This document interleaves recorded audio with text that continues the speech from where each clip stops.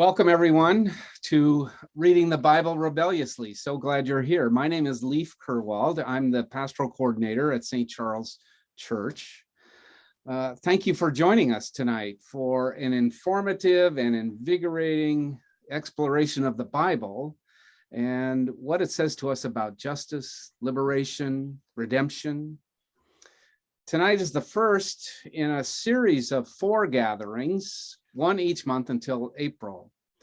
Tonight, as you know, we're gathered exclusively on Zoom, and we ask that you remain muted unless you have a question or a comment.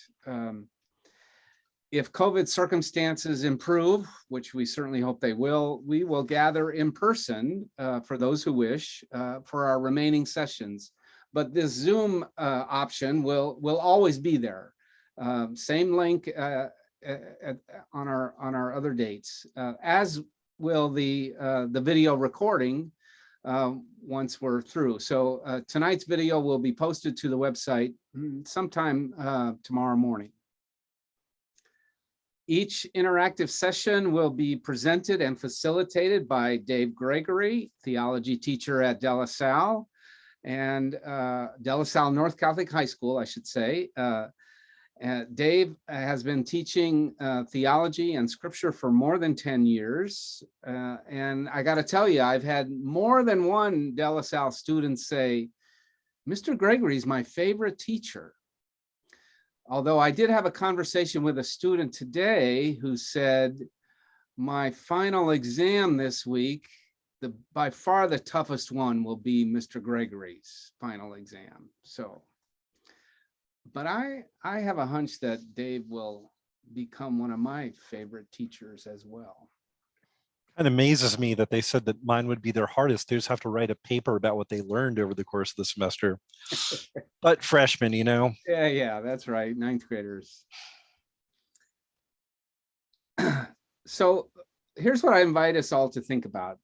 Let's think about the fact that the Bible is not a stagnant, dead book of ancient writings.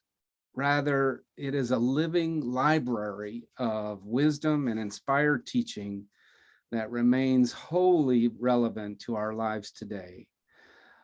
I'm intrigued, Dave, by what you wrote as an introduction to our series. And I know all of you have probably read this, but I just want to read it to you.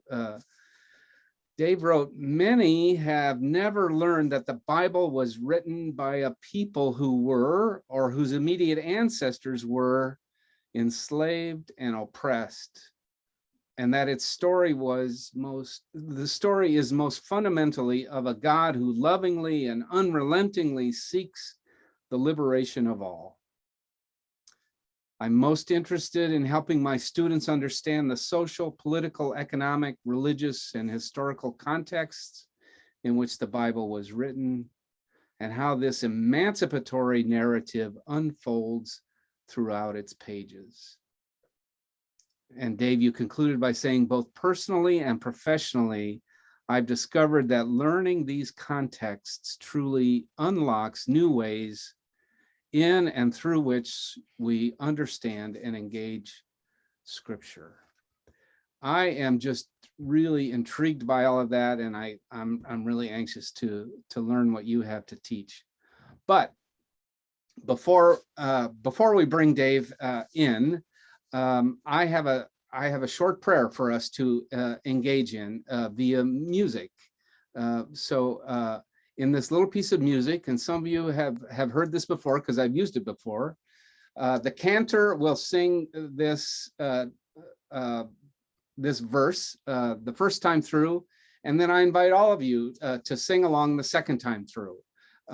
Keep yourself muted though, because otherwise the sound gets all wonky. So just sing out loud, and whoever's near you will hear you. Okay, so let's pray through song. Open our minds to know. Go back to the beginning. Open our minds to know you, Lord. Open our ears to hear your voice. now to your word. Come to us now, O Lord our God. Open our minds to know you, Lord. Open our ears to hear your voice. Open our hearts now to your word. Come to us now, O Lord our God.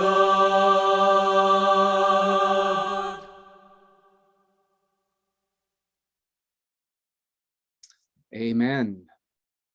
Dave, thanks so much for being with us. It's all yours. Cool. So before I get into it, the way I've structured this is to present a bit and then put people in breakout rooms so they can engage a text and engage in discussion with one another before returning to the large group. So we'll cycle through this a couple of times tonight. But just know that you're welcome to ask questions. It might be best to put questions in the chat as they come up, and I'll kind of hit on them. It's kind of trickier to do Q&A during a Zoom compared to a live classroom. So yeah, just use the chat box with questions or logistical things. I'll monitor the chat box and interrupt Dave if it's necessary. Cool. So yeah, today is about introducing the Hebrew scriptures. And here's kind of the structure of things. I'll tell a little bit how I got into all this. And then we're going to talk about the historical context and the structure of the Hebrew Bible. Then we'll break into small group reading and discussion of something not in the Bible, but deeply related to the Bible, the Enuma Elish, the Babylonian myth of creation, for the purposes of comparing it to the creation mythology in Genesis 1. We'll come back and talk about what y'all found in a small group. And then we'll break out again and engage the story of Adam and Eve. And then at the end, we'll see what time there is for kind of large group discussion and Q&A. So my mom is Jewish. I'm considered an apocryphal Jew by some, which means that I am a Jew who follows non-canonical texts as a Catholic. And I grew up very culturally Jewish. My dad's family lived in Detroit, but I was surrounded by my mom's family. And I went to Catholic high school and a Catholic university, majored in theology and philosophy, encountered the Hebrew Bible very little throughout all that, apart from hearing things at Mass. And so when the time came to get a master's degree, because I was, looking to amp up my teaching ability, I was like, well, I know nothing about the Hebrew scriptures. And so I was teaching near a school, the Claremont School of Theology, where all the professors of the Hebrew Bible are Jewish. And so I was like, that's the spot. And a couple of them are world renowned. And so I really fell in love with the prophetic literature and the Ketuvim, the writings, which I'll talk about in a moment. So just to forewarn you, the stuff we're going to do today in the second session are not my particular areas of expertise, academically speaking. So yeah, and I just fell in love with the Hebrew scriptures, and throughout that process realized that Christianity, Catholicism, that I know and love, has royally messed up how we understand the Hebrew Bible. And a lot of it has to do with understanding where the Hebrew scriptures come from. The phrasing, the Old Testament, I don't like because it kind of, the implication is that it's outdated and unnecessary, that we don't need it anymore. And in reality, this is the Bible that Jesus knew and loved. And if, for those of us who are Catholic or Christian and love Jesus, it's something else to kind of understand the Bible as he did. And so that's really kind of what drew me into all this. So that being said, here's a map of what we're going to be doing. There are 4 sessions. Today's an introduction to the Bible, the structure of it, the history, the authorship, and we'll look at creation mythology. We don't have time to explore like the entirety of Genesis. So I was like, let's just look at the 2 most famous stories from it, and look at them with fresh eyes. Next session, we'll look at Exodus and the Judonomic Code, because contrary to popular understanding, there are 613 commandments, not just the 10, which, in the words of one of my professors, were written for a middle-aged man going through a midlife crisis. More on that next time. I think that has implications for how we understand the question of salvation. After that, we'll get into the histories and the prophets, my least favorite and my favorite sections of the Hebrew scriptures. And finally, and I haven't quite decided, but I think we'll look at the Song of Songs, which is truly bizarre as to why it's in the Bible to begin with, given that it's erotic poetry. And then we'll look at the book of Job, which is the one book of the Bible that really rebels against the Bible. I will say I might offend some sensibilities. Please know that I'm always, when I do posit ideas or my own opinions, I love discourse in which we can attack each other's ideas without attacking people. And so please know that if I offend your sensibilities, let's talk about it. So what are we rebelling against? First of all, the whitewashing of biblical history that has really been in the service over the course of 2,000 years of colonizing forces around the world. You look at the book of Joshua, in which the Hebrew people march into the land of slaughter every man, woman, child, leave no living thing with breath inside of it. And Christians have taken that book and they're like, okay, well, we can conquer unbelievers. When American slave masters in the early colonies gave Bibles to their slaves, they removed about 4/5 of the books in the Hebrew Bible, which all mention liberation from slavery and talk about liberation from slavery. And so I just kind of want to rebel against that impetus. What are the interpretations of the Bible that have allowed Christians to do that, to weaponize it, to turn it into something for bludgeoning people, slaughtering people, rather than liberating them? And fundamentally, how do we do this? By rebelling against ignorances surrounding biblical literacy. So my hope is that at the end of all this, you're able to listen to scriptures when you go to mass or church, or hear them talked about by politicians for justifying their approach to legislation with new eyes, or at least sharpened eyes and sharpened sensibilities. So first, let's talk about the historical context of the Bible. That little space in the middle of it, of this map, Canaan, is the spot we're talking about when we're talking about ancient Near Eastern history and the history of the Bible. The reality is that the land of Canaan was surrounded by, pardon my French here, big, badass ancient Near Eastern empires that were far larger, far more powerful, and far more violent than the people who settled in the land of Canaan. I mean, Egypt, Babylonia, Persia, Syria, the Hittites, these were empires that were constantly warring with each other. And the nations of Judah and Israel, from which the Bible emerged, sat in between them in a very fertile part of the world.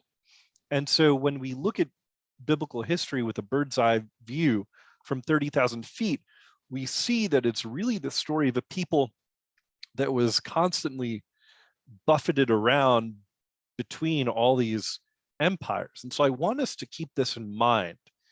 The capital city of Jerusalem in biblical times, scholars estimate, was anywhere between 10 and 25,000 people. That's the capital city. The town of Nazareth that Jesus is from, they've dug it up.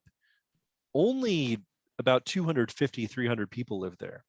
So in reading the Bible, we might be tempted to think like, oh, the nations of Judah and Israel, these huge, powerful nations.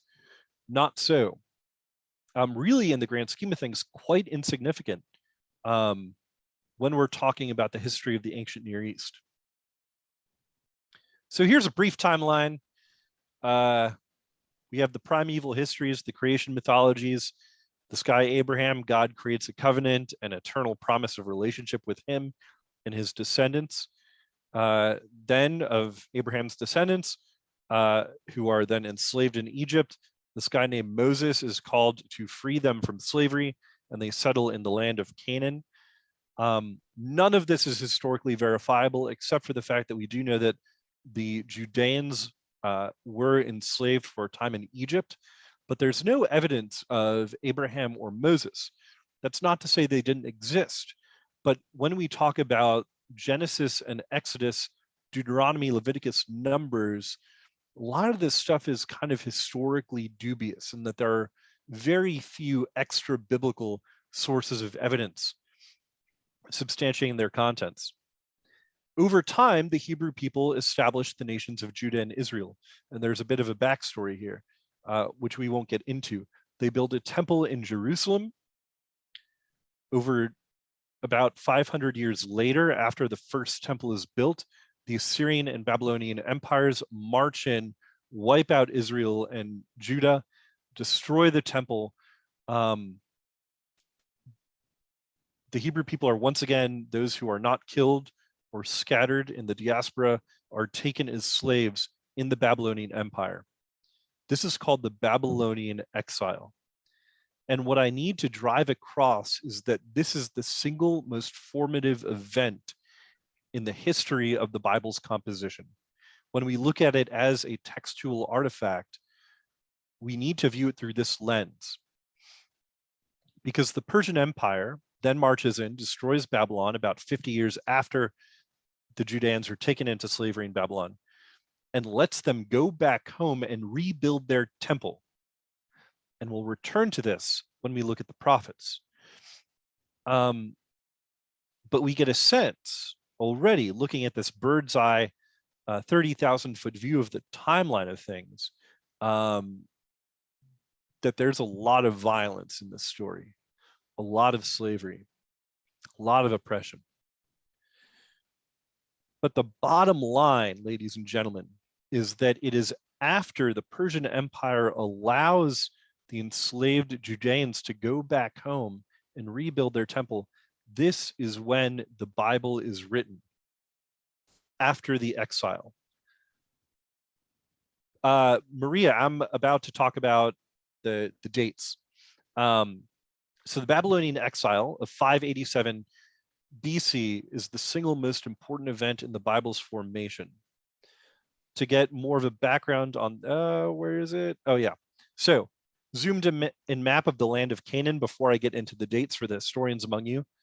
When we talk about the people who wrote the Bible, we're talking about Israel in the north and Judah in the south. Point of interest for those of us who like Jesus, the Sea of Galilee, you can see, is really actually a small, I shouldn't say small, a relatively small body of water. It's a large lake, not an ocean, not a sea, sitting in the middle of it. So when we talk about dates, between approximately the years of 1300 and 720 BCE, that's when the Hebrew people kind of came into existence as the nations of Judah and Israel. 721, the Assyrian Empire destroys the northern kingdom of Israel. In 586, a number of decades later, the Babylonian Empire marches in, destroys Judah, including Jerusalem and the temple. And in 521, the Persian Empire and its king Cyrus destroy the Babylonians, let the Judeans / Israelites to return home, and they rebuild the temple.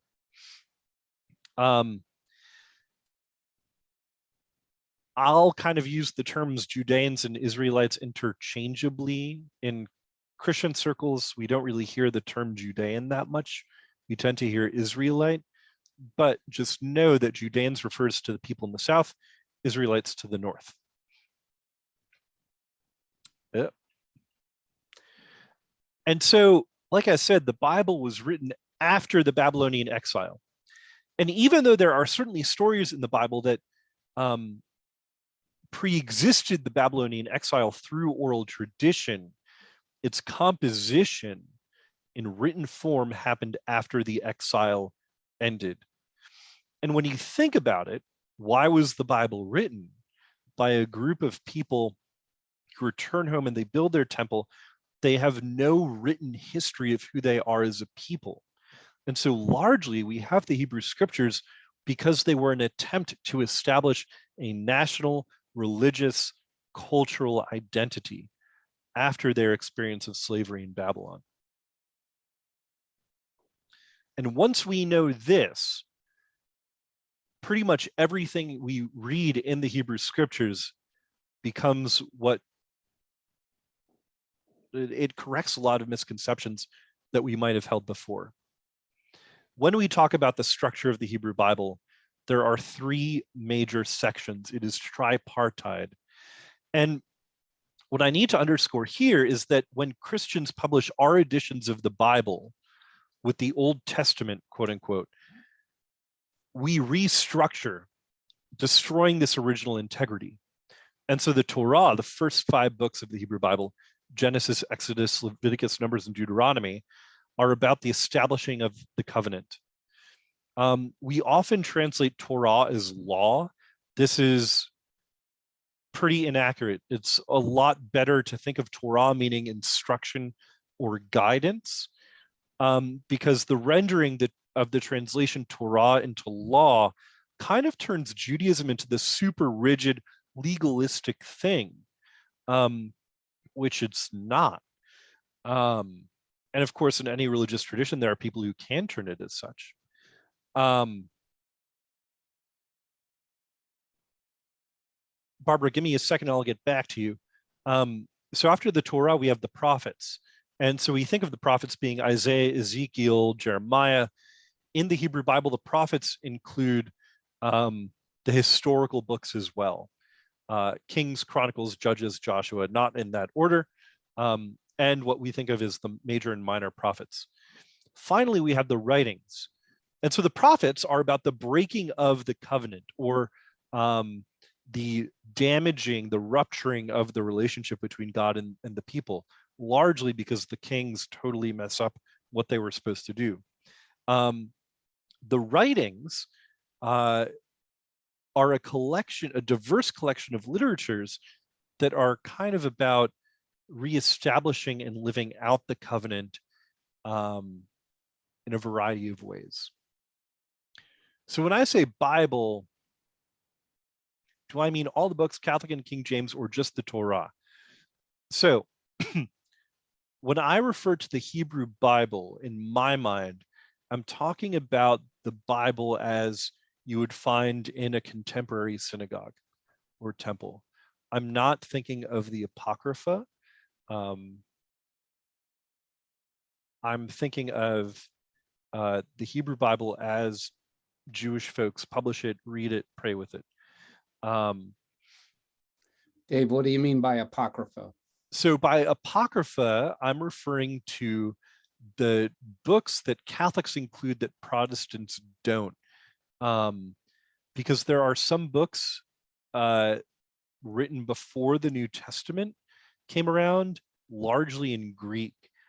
And so Catholics include these books, Jews don't, and Protestants don't either, for a variety of historical reasons.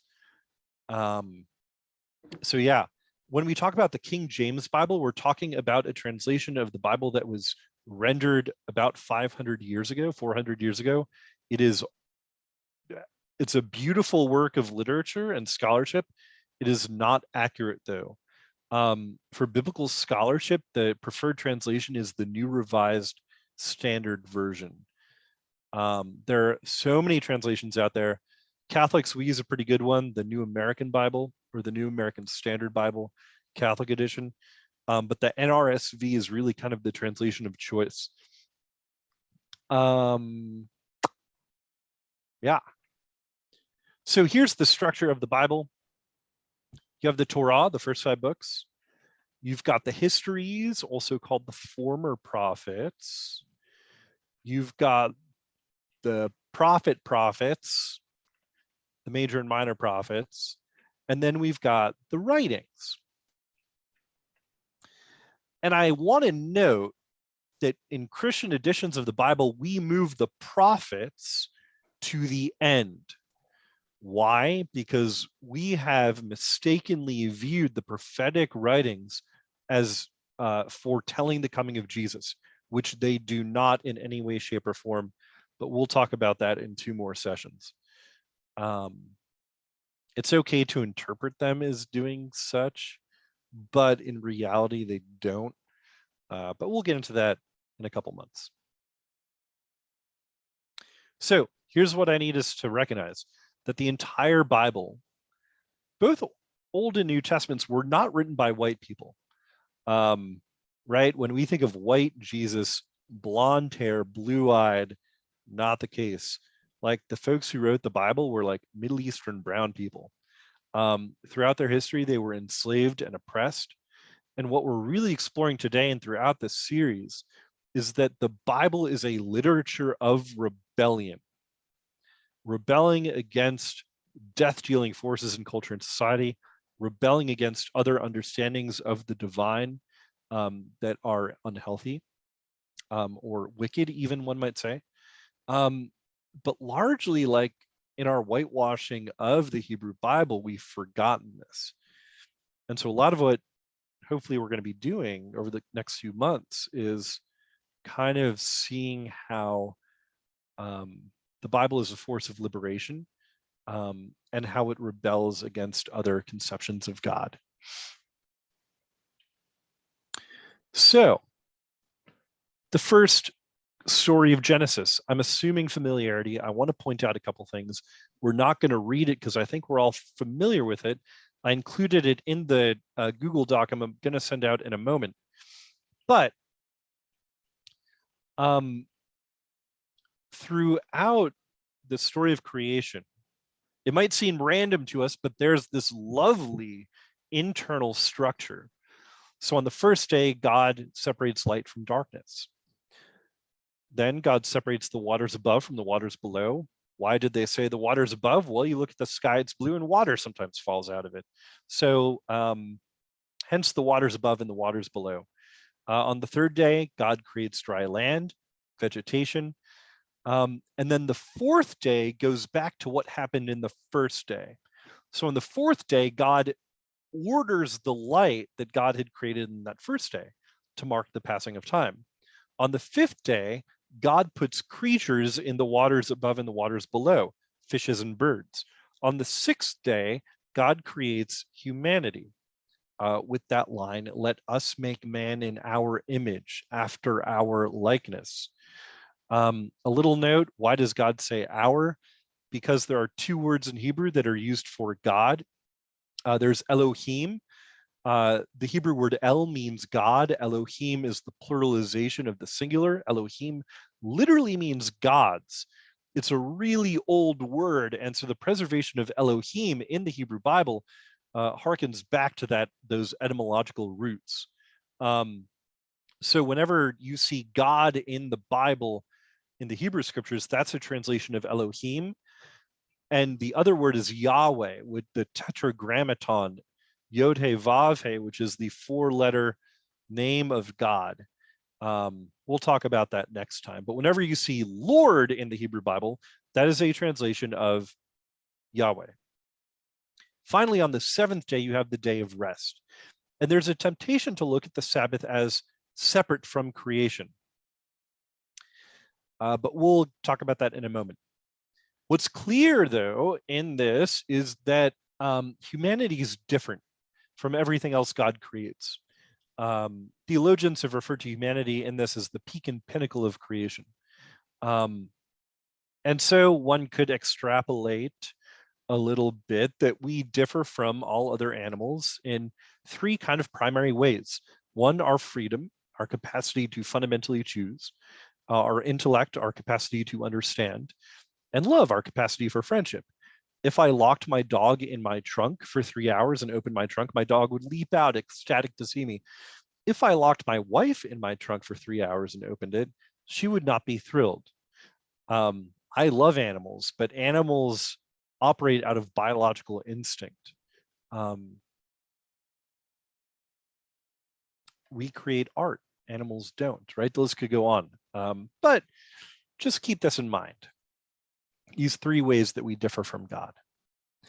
The Sabbath in Hebrew, a little note on the 7th day thing. The Hebrew words for 7 and oath, Sheva and Shavah, are related to the word Sabbath, Shabbat. And so Hebrew is full of wordplay. And to swear an oath literally means to, is the literal translation in Hebrew is to seven oneself. And so on the 7th day, what the authors are doing is saying that on the 7th day, this Sabbath, God is creating an oath. A covenant of love is how theologically we kind of understand this, because we see the Abrahamic, the Noachic, the Mosaic covenants later on, but really the very first covenant begins with the 7th day of creation. And so to this day, observant Jews celebrate the Sabbath by not working 1 day a week, not doing anything that is productive in our technocratic capitalistic age. And so, yeah, there's a great book called Subversive Sabbath, which is about the spirituality of recovering the Sabbath. It's a lovely book. We could talk about more about that later. All right, here's what we're going to get into. With the 7 days of creation in mind, we're going to read an abbreviated version of the Enuma Elish. Remember, the Babylonians enslaved the Judean people. They are, while they're enslaved, they encounter this Babylonian mythology of creation. And so keep in mind that the Torah was written after the exile. And here's the big hint. What the authors of Genesis did was they took the Enuma Elish, took some of its fundamental things. So as you read the Enuma Elish, I want you to look for the similarities between the 2 myths, but they also rebelled against it in certain ways. And so there are some key differences. So in the chat box, I'm going to drop in a link to a Google Doc. And you're going to want to go to this Google Doc. And the first couple pages you could skip over. It's the creation myth from Genesis.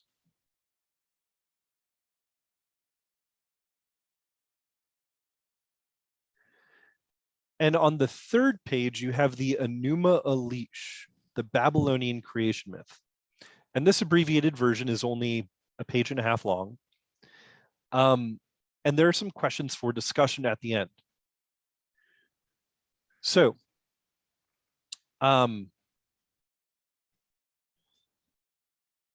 before we get into that, let me share my screen one more time because I want to introduce the cast of characters you're going to meet in this. So you're going to meet the Babylonian goddess Tiamat. This is a relief that is thousands of years old. Tiamat is the goddess of the waters who often appears as a serpent or a dragon with legs. You're going to meet on the right hand, the Babylonian god Marduk, who is the god of the winds and the storms. And you're going to read as Marduk shoots an arrow down Tiamat's throat, thereby killing her. And so as you read this and talk about it in small group, I think we'll spend maybe about 15 minutes in small group. I'll get a sense of where people are. Read this on your own for a few minutes, and then talk about the similarities and differences between these 2 myths. In what ways did the author of, or authors of the 7 days of creation myth rebel against the Babylonian myth that was written by the people who held them enslaved. Are there any questions before I set up the breakout rooms?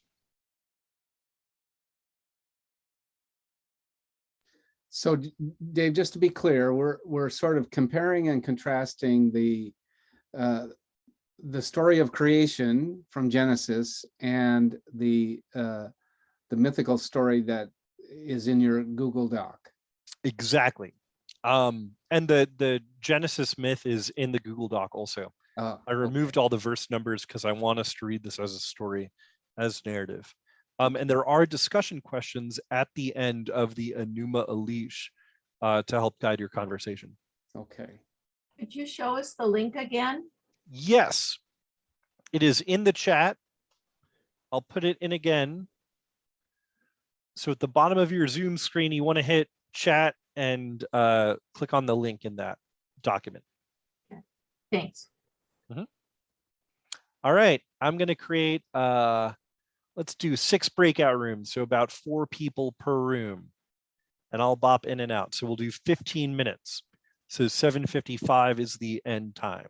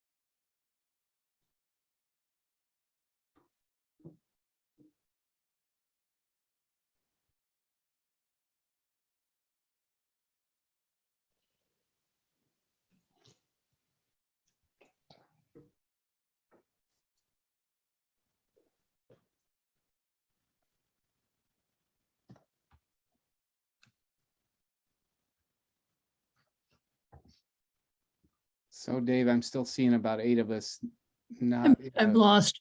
in a breakout room. Yeah, so if you're lost, there should be a button at the top that popped up on your Zoom screen. So if you go to Zoom, don't look at the Google Doc, but go to Zoom, there should be a join button. How do I get back to, how do I get back to Zoom? I'm into something that says put in my email address. Oh, do you have a Mac? No, A PC? yep. So if you Windows. hover your mouse toward the bottom of the screen, there should be a blue camera or a white camera surrounded by a blue background.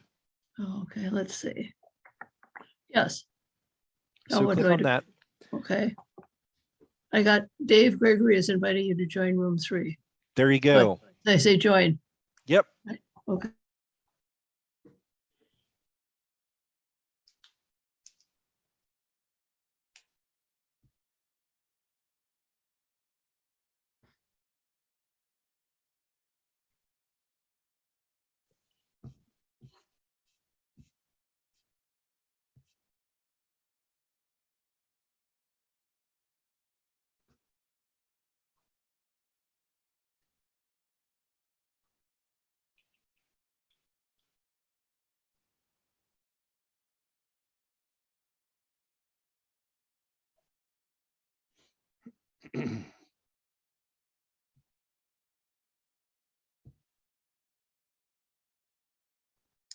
So I am a little concerned about those still in the main room.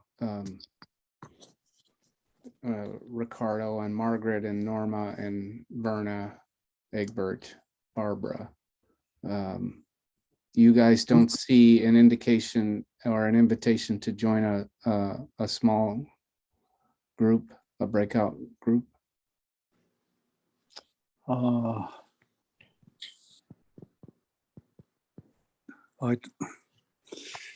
I'm not very good at these things, but Okay. let's see. I don't know.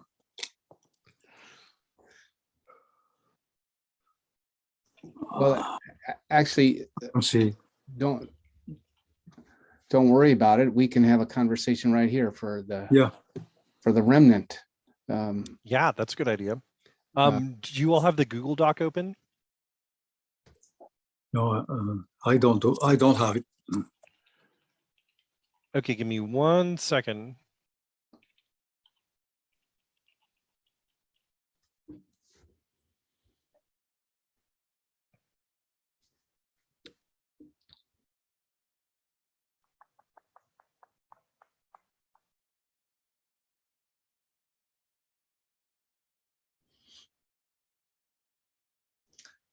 Okay, that works. Yeah. Dave, Okay. Dave is sharing it with us now. So let's take a few minutes to read through it. All right. And you tell me when to scroll down.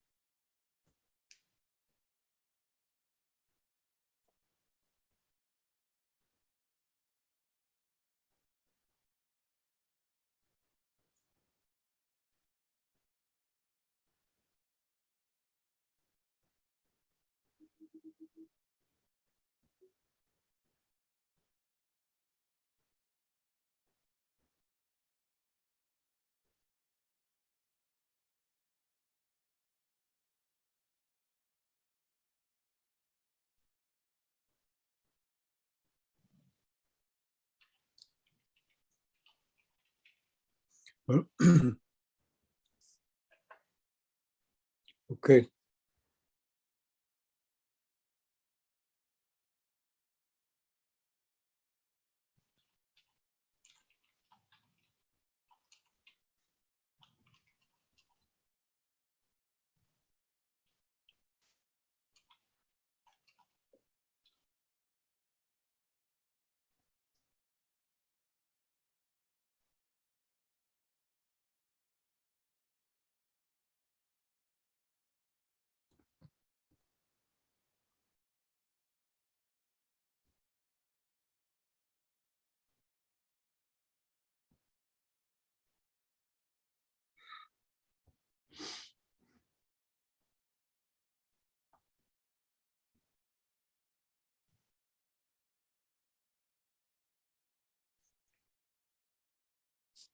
Right.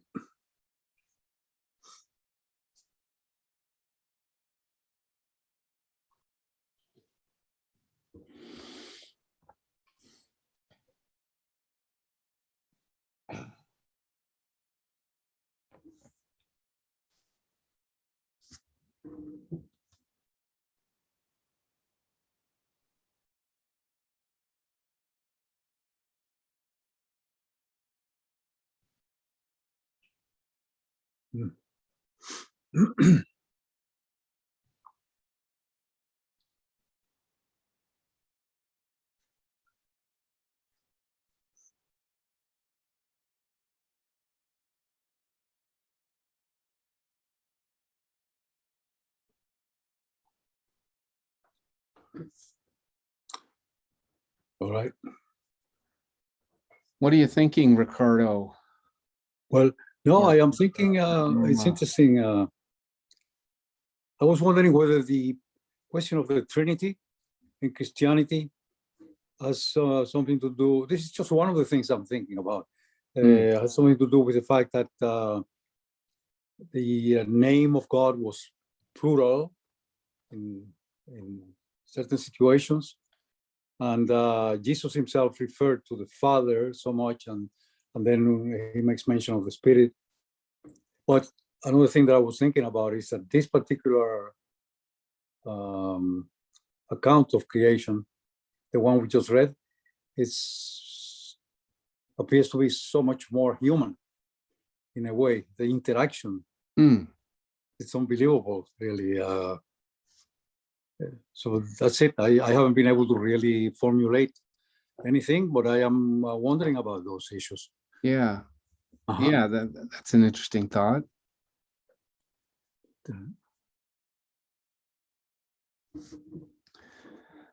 And also, I think there is a difference in the two stories of creation in the Great Genesis. The first chapter and the second chapter, there is a difference in them, even though it's essentially the same story.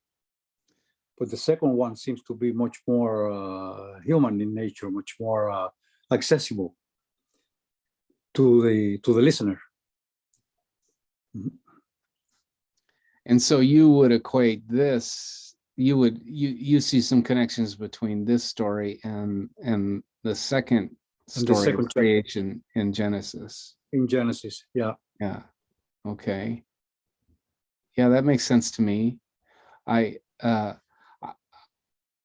There's a lot of names in this story, and I'm not familiar with this story at all. So it's like keeping track of the cast of characters is difficult. It's also the second time I have really read this, and the first time I didn't pay much attention to it. I'm paying a lot more attention to it now because of what is being discussed. I mean, the two big characters to keep in mind are Marduk, the god of the winds, and Tiamat, the goddess of the waters. The others, Ea, Apsu, Kingu, they're kind of tangential. Yeah. Yeah, that's helpful. But Marduk is the son of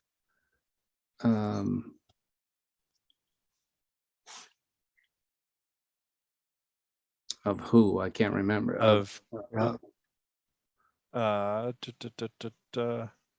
Kingu, right? Yes, right. Of the god Kingu.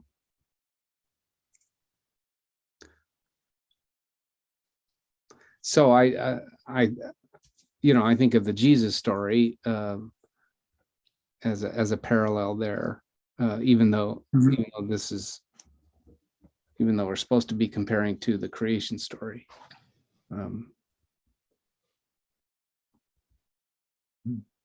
Now, as a child, I remember some of the people, church, I grew up Catholic completely. And I remember being told, oh, the Garden of Eden was between the Tigris and the Euphrates. Yeah. Right. And now I read this and I see the creation of the two rivers and how everything kind of comes together now. It's amazing. Yeah, and we're going to talk about Adam and Eve next after this. Yeah. I'm curious if Barbara, Norma, or Margaret have anything that they want to say in relationship to any of these questions.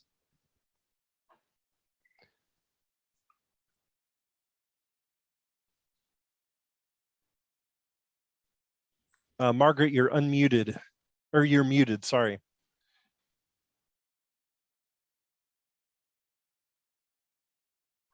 You're still muted. Let me see here. Thanks. There you go. All right. Well, this is a tough assignment for me because the Enuma Elish, that's a kind of a neat story. And, I only knew the Israelites were captured by the Babylonians. And then at some point they came back and, built their temple, and the rest is history. But I didn't know about this. So as I'm reading this, a lot of names, I'm thinking, gads. But then what they created, the two original ones, if I can scroll up and see what, created the water and the heavens and stuff. But so violent, in Genesis, God created the world. Mm. And as this is my opinion, with each day, it was this wonderful creation. How he set the dome in the sky, and I mean it. And maybe it's just the poetic way in which Genesis was written, but I was struck by the violence. It was kind of like reading about the Roman gods in Latin class. You know, they were all, you know, after one another and had to be better than the other one. They each had certain skills and they worked against it. But so that was one thing, thinking, gosh, it's so different. There's a big difference there. But then a similarity, I have to admit, I'm not sure what was in the second book of Genesis. I don't know if that's the fall, you know. Well, it's the first story of the 7 days of creation. Okay, so So- we go on creating. Here's a hint. Do you Mhm. remember the form that God takes before the formless void? Was he wind? Exactly. Okay, What does God separate? the sky and the water. The waters The above from the waters below, Mhm. Mhm. right? So there are these common motifs between the two. Sure. I got a signal that we're closing the rooms in 60 seconds. Okay. But yeah, you have to look a little bit more carefully for the similarities, but they are there. Okay. And the Broadly. humans in the Elish story in the Babylons, I mean, they're slaves.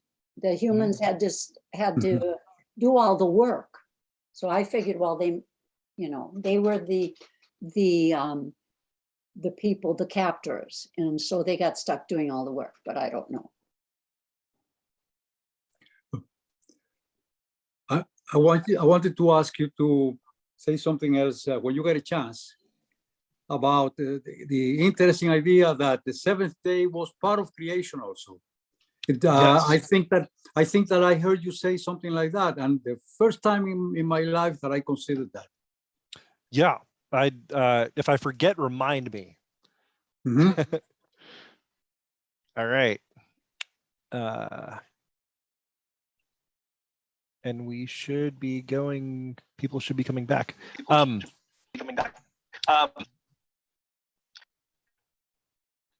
you want to keep your screen share up, or do you want to close that out? Oh yeah, good call.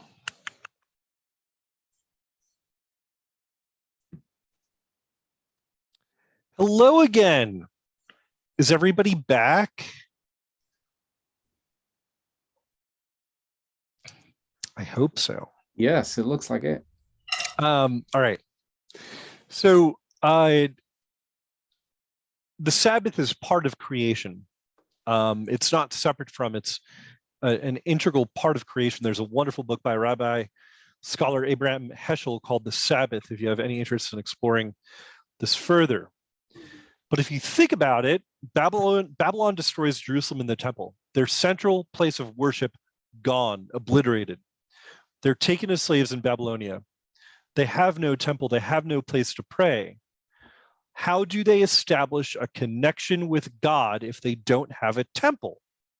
Does anybody have any ideas? What do they start to do while they are enslaved in Babylon? Probably form small groups and go in hiding, go like they did it in the catacombs, and start forming their own groups. How many days a week would they do that? On Sabbath. Exactly. In slavery, and Babylonia, they were wise enough taskmasters to know that if you worked people 7 days a week, that they would die, right? Their bodies would fall apart. And so the Sabbath was the one day of the week that the Hebrew people in slavery were allowed to not work. And so the practice religiously of the Sabbath comes about in exile. What do you need to celebrate the Sabbath? You need nothing but yourself, right? So when you talk about recreation, literally recreation on the Sabbath, right? It is an act of participating in the creative work of God. And so what we find is, if we read this mythology, it directly results from the experience of exile. What's more remarkable, and I want to get to Adam and Eve, so we'll pass on large group discussion for right now to save time for it at the end. But there's several key similarities. They're both about light and dark, water and air. In Genesis, the very first couple verses, Elohim, God, appears in the form of ruach, of wind, of spirit. In the Babylonian myth, it's the god of the winds who kills Tiamat, the goddess of the waters, separates her waters, her body into two, right? What does God do in Genesis? Separates the waters above from the waters below. They both follow this progression, right? In which Marduk takes the corpse of Tiamat violently, creating aspects of the physical world out of her flesh, her carcass, and then mixing clay and blood and spit with mud to create humans. Yeah. The key difference is, though, creation is an act of violence as opposed to a consequence of God's love. Over and over again, God, we have that refrain, God saw that it was good, right? The myth is trying to tell us something about Elohim. In the Babylonian myth, humans are slaves, right? This kind of echoes ancient Near Eastern empire culture and society. You have slaves. That's what you do if you have physical labor to be done. On the other hand, in the Genesis mythology, creation is made for the benefit of humankind. And finally, in the Babylonian myth, humanity is created as an afterthought, right? In Genesis, humankind is a direct reflection of the divine. When we look at all of the ancient Near Eastern mythology, the Hebrew mythology is the only ancient Near Eastern myth that affirms the goodness of God, the goodness of creation, and the goodness of humanity, right? We read it now, we hear in church, like, okay, 7 days, light, dark, blah, blah, blah. But when you think about it in the historical context, it becomes something radically and profoundly different. The same goes for the story of Adam and Eve, right? Adamah, the earthling, Hawa, the living one. By the way, Hawa, Eve, etymologically connected to Yahweh. They both come from the Hebrew word for to exist, to be. And so what I want us to do now, go back to that Google Doc. I'll put it in the chat again. And if you're familiar enough, you could jump right to the discussion questions, but the discussion questions are going to ask you to go back into the story and re-examine it. What I want us to do is get rid of the thought that this is a story of original sin. I'm going to offend the tradition of Christian doctrine by claiming that this is not a story of original sin, that is a profound misinterpretation of it. And I want to prove it to you through your own reading of it. So check out that document. Again, I will actually go to the questions. So 3 questions, or sorry, not 3 questions, a few questions. Tell me, where's the word sin mentioned? If this is a story of original sin, tell me where it's mentioned. Could be a trick question. Second, how is the serpent described? Is there any indication that the serpent is evil? And does the serpent tell the truth? Third, how is God depicted? How does the depiction of God in this myth differ from the previous myth? Because these stories were written by 2 totally different authors, right? One comes from Israel in the north, one comes from Judah in the south. So think about the different depiction of God. Perhaps most importantly, are Adam and Eve actually sinning? If we think about sin being defined by the seriousness of the act, one's freedom to do the act and one's awareness is eating free fruit off of a tree truly a wicked act of rebellion against God? Think about it. Finally, what do the trees of knowledge of good and evil and life symbolize? Why is it that we can't eat from both trees? By the way, what happens to Adam and Eve at the end of the story? They go into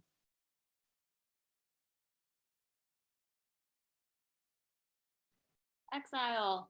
It's not fair, you're married to me, right? Adam and Eve go into exile. That's the big hint, right? That this myth was written after the Babylonian exile.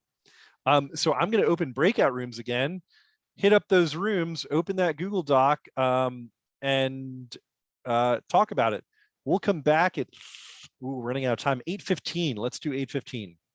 So just so everyone knows, what Dave's referring to is the last couple of pages of that Google Doc. Okay, so just page all the way down and you'll find those questions at the end of it. Yes, sir. Thanks.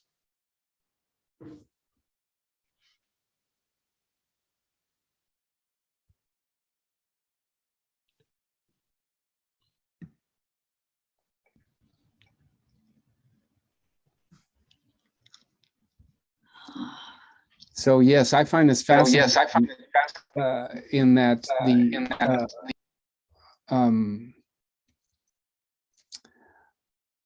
oh, I got it just went out of my head what I was going to say. Oh, the influence of the Babylonian exile on this story. I had not made that connection. Yeah, it's huge. Yeah, it is. It really is. And really it resonates throughout all the like primeval histories, because you have like the Tower of Babel, the tower where children were sacrificed, humans were sacrificed in the capital city.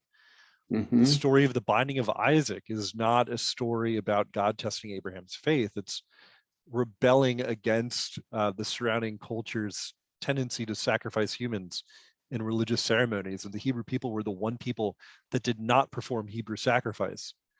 And so all of these stories become like totally different when we think about them rebelling against Babylonian literature and culture and religion.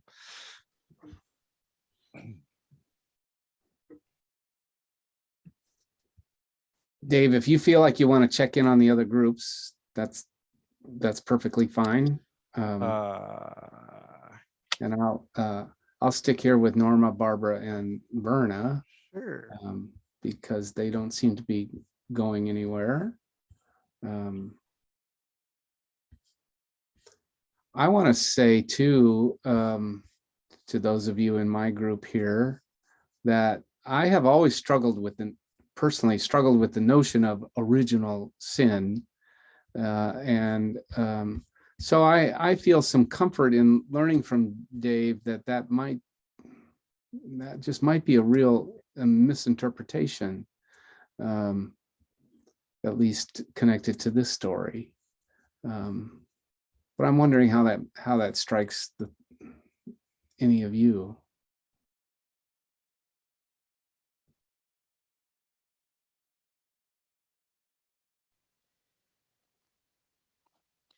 Personally, I've always thought that original sin was something that the old Pope and the cardinals put out there for the people that couldn't read and wanted to keep them in line. That's how I feel about a lot of the quote Catholic rules that, that they changed, in the 60s, that was as long as you didn't let the people read, you had control over them. And I've always felt that the original sin was just another one of those ways to keep us in line from the top on down.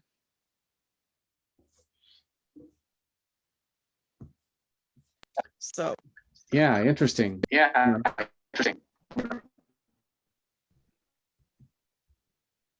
Verna, try again.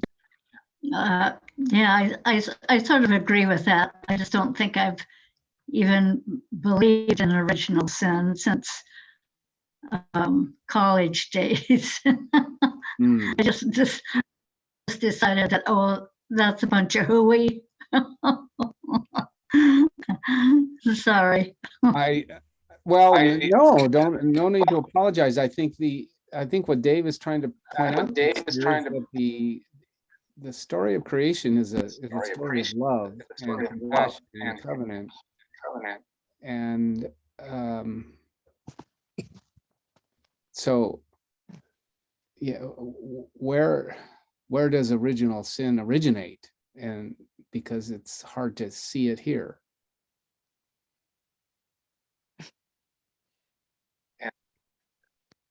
Oh, well, yeah, I think somebody invented it.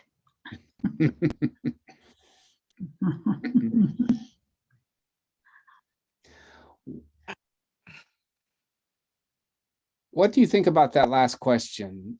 What do the trees of life and of knowledge of good and evil symbolize?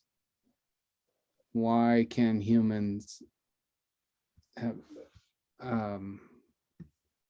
not eat of both trees? What's the consequence of knowing good and evil?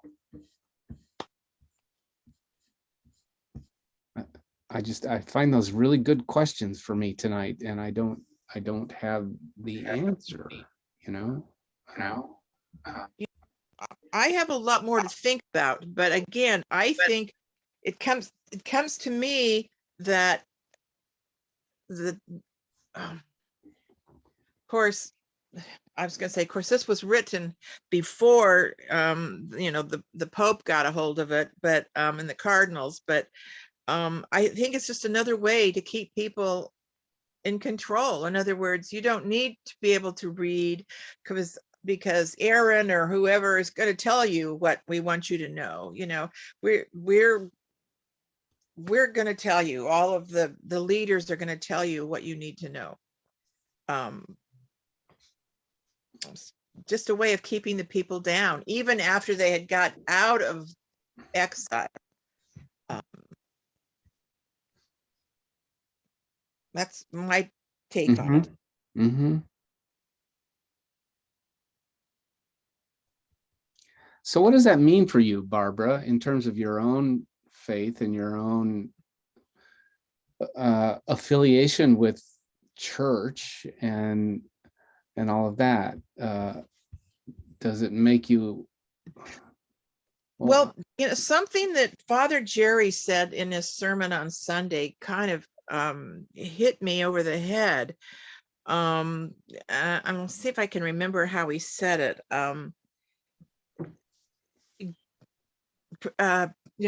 Praying, doing good works. How did he say it? I'm too busy to pray, or my prayer is in my busyness. My work is like my that. prayer. Yeah. My work is my and I thought, I wonder how many of us do that.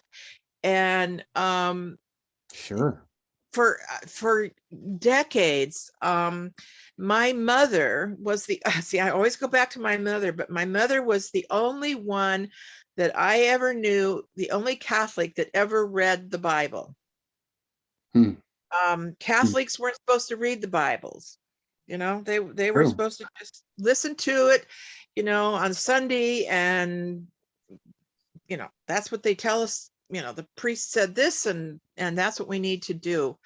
And so I always was kind of jaded about, they don't want us to have knowledge. They don't want us I don't know. Am I just twisting it around? I mean, do you understand what I'm trying to say? I mean, so you're equating that biblical sense of the knowledge of good and evil is dangerous, coming out of Genesis, to the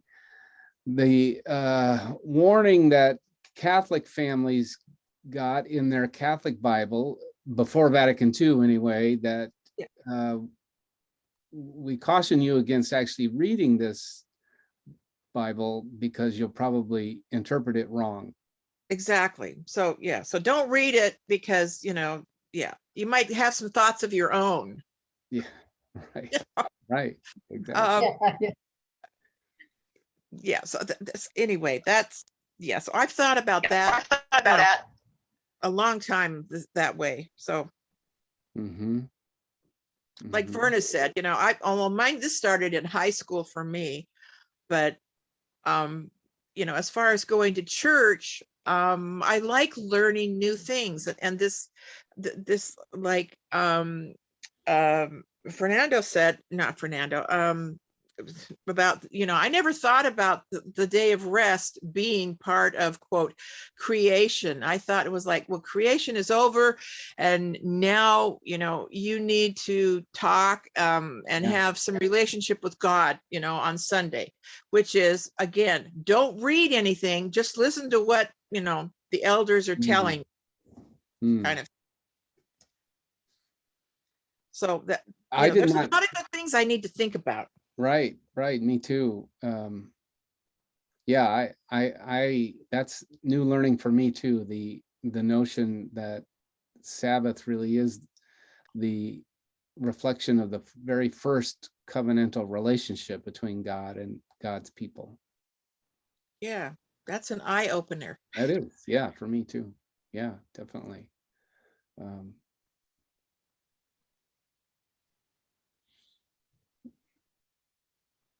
It is interesting how this theme plays itself out over and over again, even in our small way, when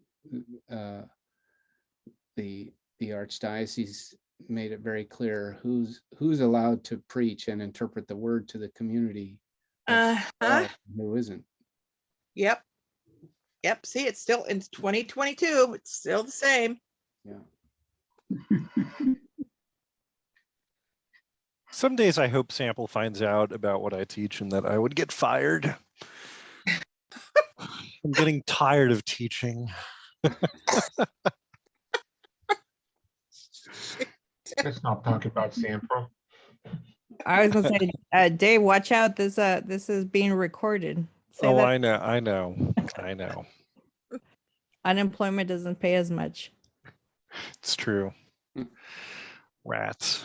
Also, when I read this stuff, I also think about the different, you know, native tribes. I mean, you know, the African tribes, the native tribes in, you know, all over the world, the native Indians, whether it's South America or North America, Central America, you know, how there are so many similarities.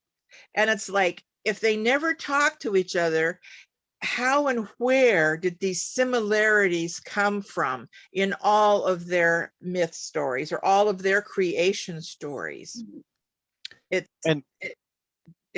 Okay. Yeah, no. You're totally on point. And all myths reveal belief, right? About ourselves, about God or gods, about our approach to creation.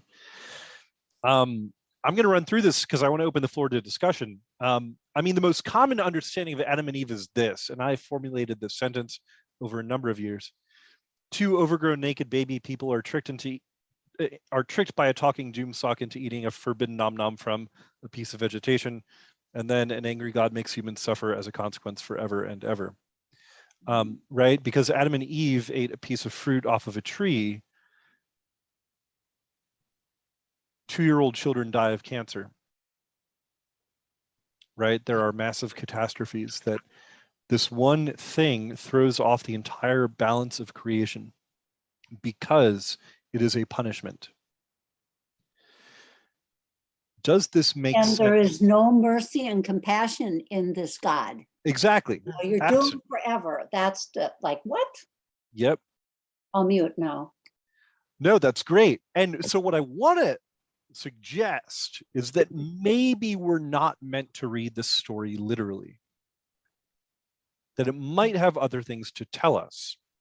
We could talk about this for hours, I'm going to offer my insights, and I'll open the floor to you guys to share. But I mean, the tree of life is a common motif in Babylonian art. It's everywhere in Babylonian art. These are the gods surrounding the tree of life. The Babylonian Serpent God, right? How do we get dragons in Western mythology? Because God tells the snake that it will crawl around on its belly. How did it get around before? Well, it had wings and legs, right? What is that? A dragon.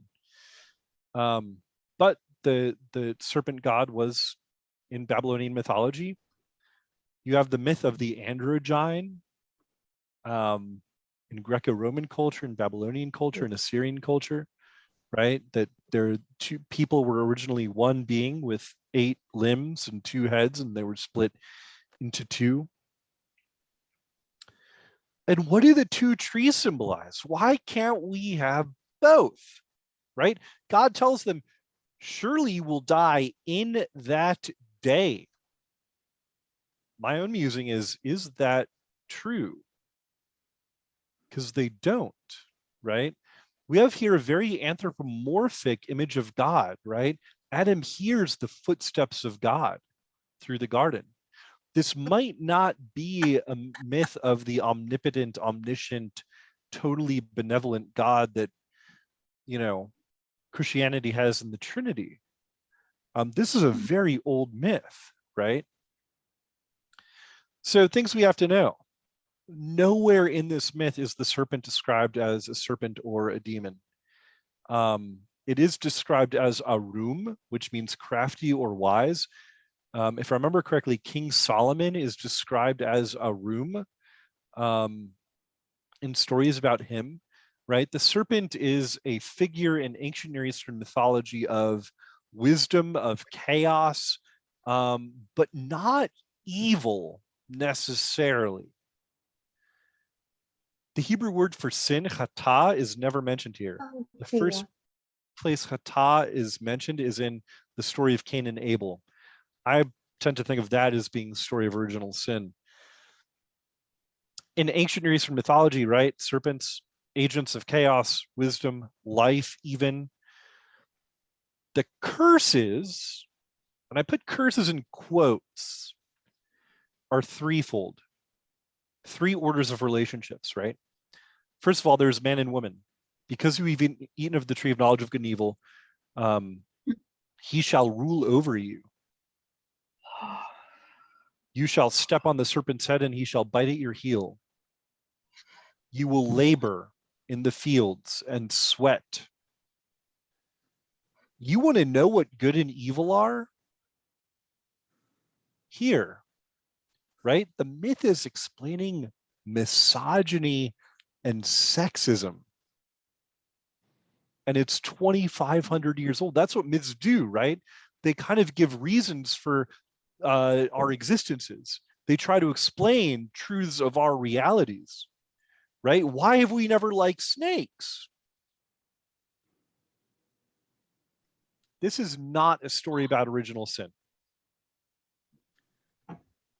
This is a story about the deepest realities of our existence, right? Adam and Eve are overgrown naked baby people. They don't know any better, right? They're new. They were made out of mud and stuff was breathed in, magic god dust was breathed into them. They don't know anything. And then they meet a talking snake who's like, hey, you should eat from the tree of knowledge of good and evil. They're not actively knowing, rebelling against God. They don't understand the consequences, right? It would be like if my baby in a couple of years, when I told him not to steal the cookie from the cookie jar, took a cookie and I was like, all right, Jack, you're out on the street. See you later. Right? But we want to know good and evil, right? All of our lives are permeated with knowledge of good and evil. What would happen if we could eat from the tree of life and the tree of knowledge of good and evil? What would happen to us if we were immortal, right? Because that's what the tree of life symbolizes, immortality and good and evil. Monster movies, stories. The word monster from the Latin monstrum, to show, Monsters reveal to us aspects of our humanity that we wouldn't want to explore. The classic case of the creature who is eaten from the tree of life and the tree of knowledge of good and evil, the vampire. Right? It would be terrible if we were immortal and we had consciences. Adam and Eve grow up, right? Which existence would we have? Immortality and ignorance, or on the other hand, mortality and knowledge of good and evil? How do we acknowledge and appreciate and experience goodness and beauty and truth? With that comes knowledge of suffering in a variety of ways. Real freedom, when it comes down to it, is about our ability to make meaning out of suffering. And so this myth is about like the Hebrew people come back from exile, trying to make sense of their temple being destroyed, of men, women, children slaughtered in the streets half a century earlier. What is this story about? Is it about original sin? In my mind, that is way too simplistic. Way too simplistic and nonsensical. Can I ask a question? Yes. You say that Adam and Eve were like knew nothing or empty, just yeah. If we take the yeah, go for it. Sorry. Well, how does it come to that conclusion? Well, when you read the myth, they try reading it again once we're done, and you'll see what I mean. Try to remove from your head the notion that Adam and Eve were fully experienced, wise individuals who knew what they were doing. I think when we take the text for what it is, we get the sense that Adam and Eve are kind of these characters who are really brand new to their world and they don't know much better. And so God walks in the garden and gives them instructions and says, you will die if you eat of the tree of knowledge of good and evil, which is true. But the serpent also says, you eat of that tree and you will become like gods.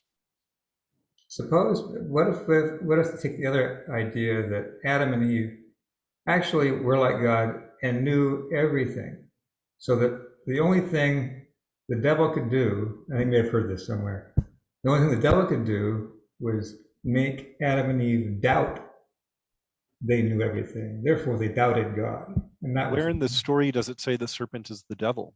Well, whatever it was. The serpent, whoever it was, well, I don't know. But someone made them doubt.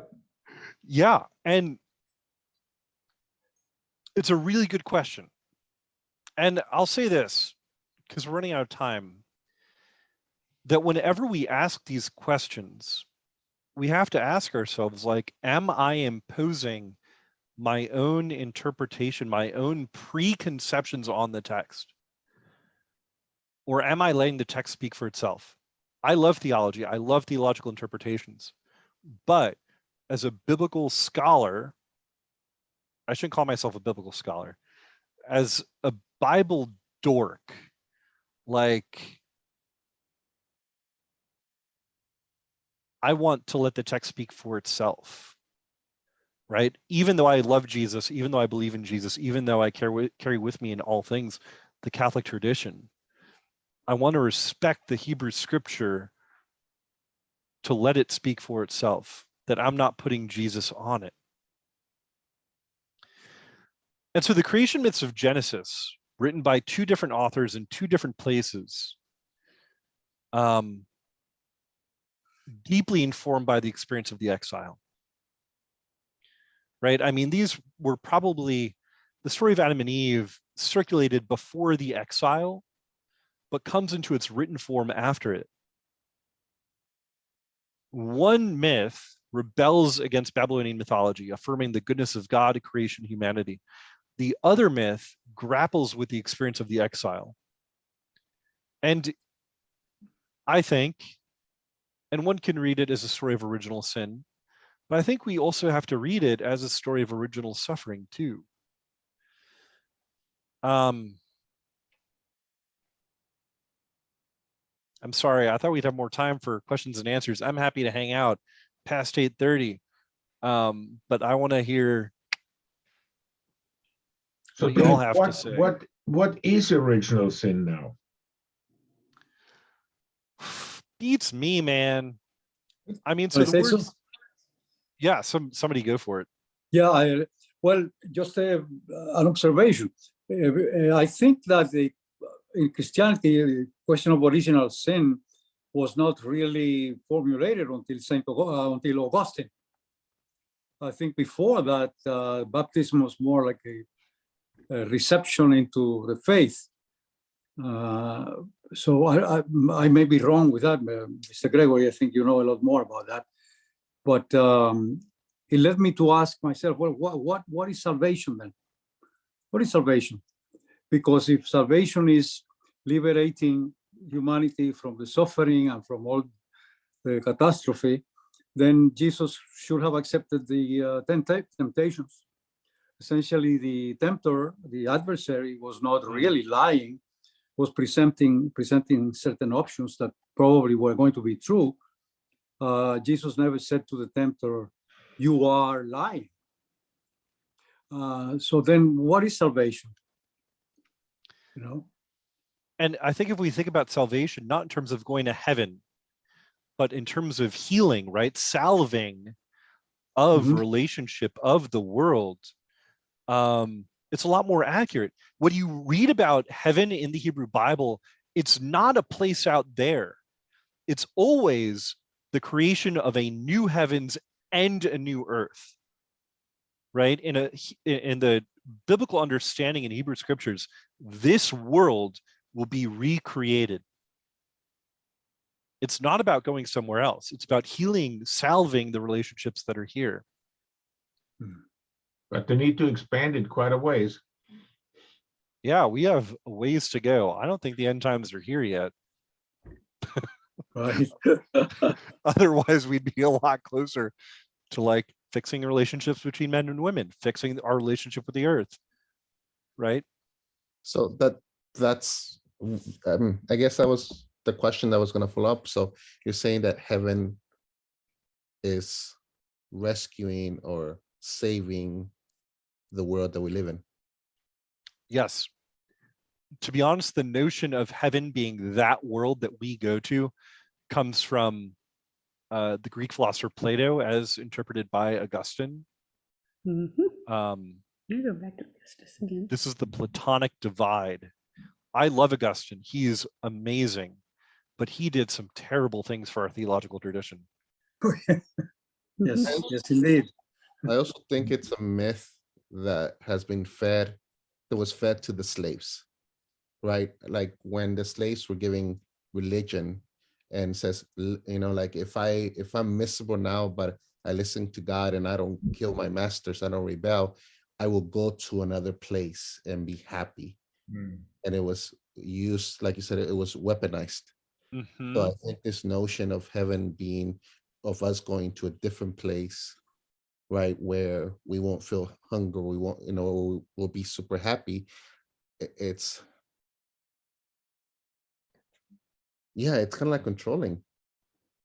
It's why slave editions or copies of the Bible, the few that we have, are missing 4/5 of the Bible. Because so much of it is about liberation.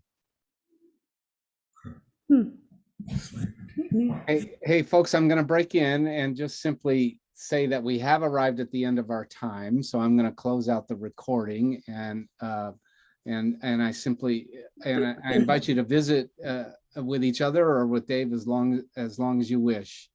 But I want to say, Dave, my brain is crowded and exploding with lots of new thoughts that I really need to cook on. And so I'm grateful to you for that, and I blame you for that.